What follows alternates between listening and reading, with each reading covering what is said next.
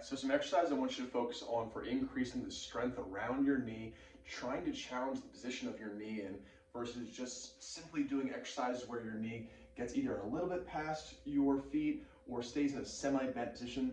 Those are great, but I also want to challenge your knee to go a little bit more forward and backwards while maintaining strength.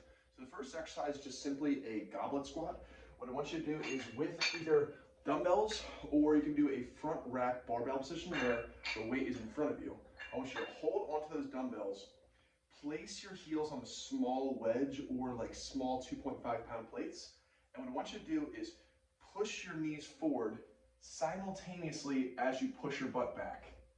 So let's not try to do this exaggerated hips back and then knees, right? And as you can see with that position, my knees really aren't far past my toes. I really want to try to challenge getting that knee right in line with the toes to challenge that quadricep. So what I want to do is hold a front rack position with the dumbbells, break at the knees and the hips simultaneously. Once you're running out of room, just stop, pause down at the bottom for a second, and then come up top. All right? So two key things there are trying to break at your knees with your hips at the same time. The second most important thing is pausing at the bottom. Right in this bottom position, right there. That's where the quadricep is being really challenged, where that knee is far forward over the knee is far forward over the feet.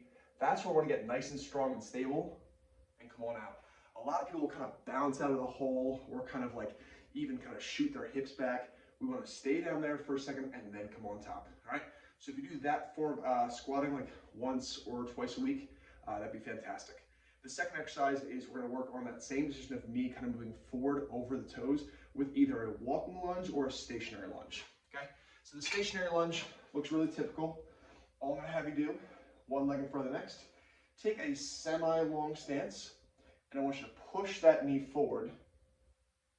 I'm actually going to lower down my camera so you can see a little better. All right.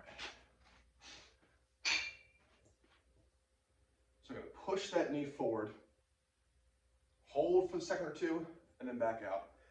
The visualization I give a lot of patients here is like, think like you're on an escalator.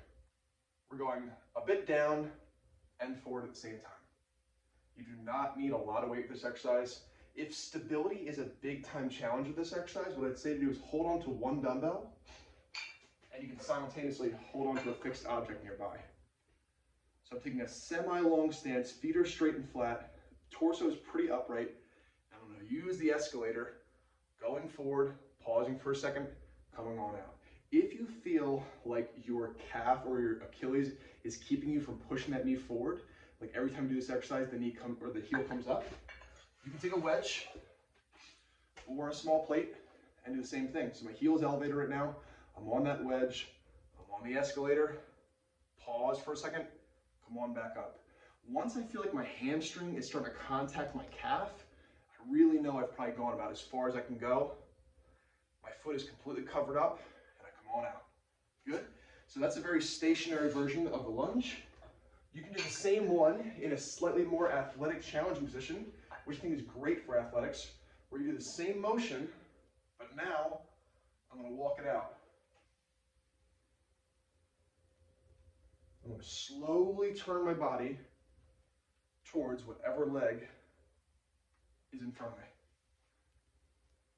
Okay? So, whether it's walking lunges or stationary lunges, with or without holding on, I'd say 2 or 3 rounds of about like anywhere between 8 and 12 reps is what you want to choose. And again, just do a small pause at the bottom of the rep where that knee really moves forward.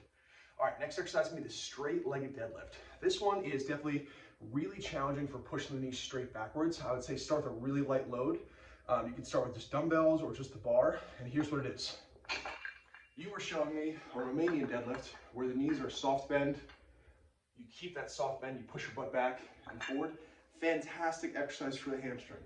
But what I want to try to have you do is almost lock your knees out almost completely straight.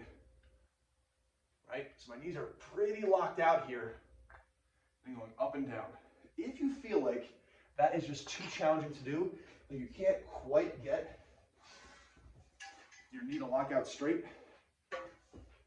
take your wedges or your plates and place your toes on them. That's going to shift your weight backwards a little bit more. which should help you straighten those knees out. Now look at my back. My back still stays straight while I'm doing this knee locked out position.